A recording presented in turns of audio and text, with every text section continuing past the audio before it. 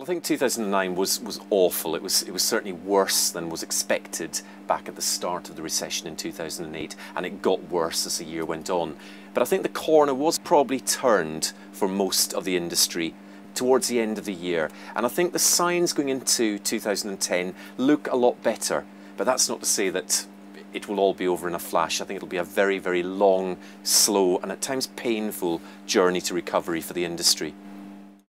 It's probably going to be a pivotal year for interiors and communications, passenger communications in aircraft. There's been a lot happening despite the recession. Technology moves along, and I think one of the big changes that we're going to see with a lot of new products coming on the market is in-flight connectivity. So passengers being able to use their own mobile phones and Blackberries and iPhones, whatever, on aircraft, and that's going to make such a big difference.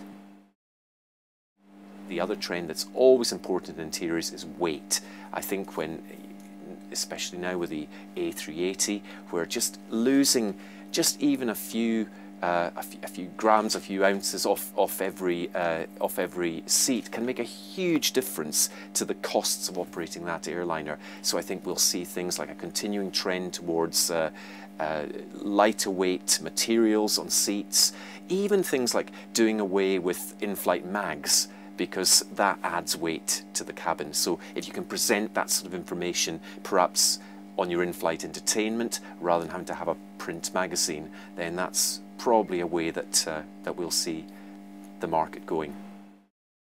Well, I think one of the most exciting things that's happening at the moment is the new aircraft that are coming on the market. We've got the A380, for example, which ran a bit late but is now in service with 4 airlines, and shortly will be with several others.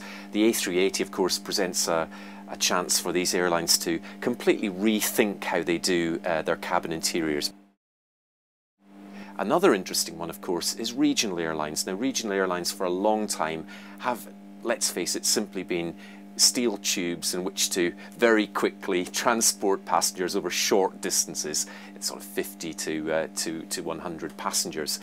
Now what we're seeing with regional airlines, with a few airlines, is airlines beginning to put in-flight entertainment into regional airlines and into regional airliners, and I think that's a trend that will probably continue. So I think even with these small aircraft, we'll probably see more gizmos and things to do on the flight, even on flights that perhaps last for between 40 minutes and 90 minutes.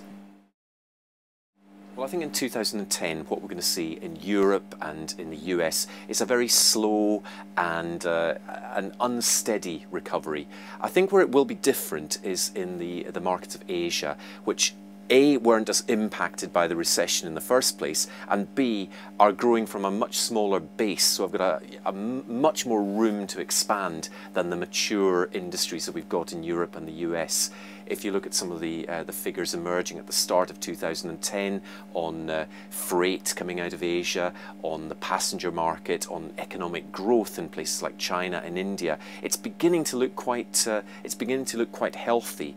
Now these markets were seen for many years as the great hope for the aerospace industry, for the civil aircraft industry, and I think that will continue and probably recover quite quickly. I'm quite optimistic that in 2010 we'll see Asia, the Middle East as well, leading the way out of the recession.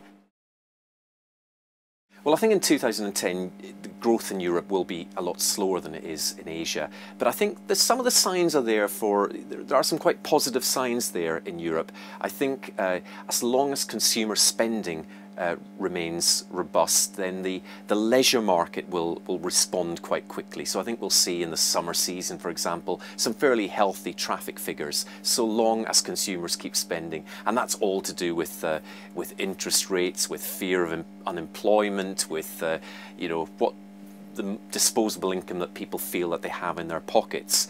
I think the business end of it will perhaps be a little bit more sluggish. We've just had such a devastating effect as far as the airlines are concerned on the whole banking sector, which was a huge market for European airlines on transatlantic, for example. But I think as the recovery continues, businesses will need to send people around the world to make sales and make contacts, and that will fuel the premium side of the business. I think that will take a long time to recover to the figures that we saw, say, in 2007, early 2008.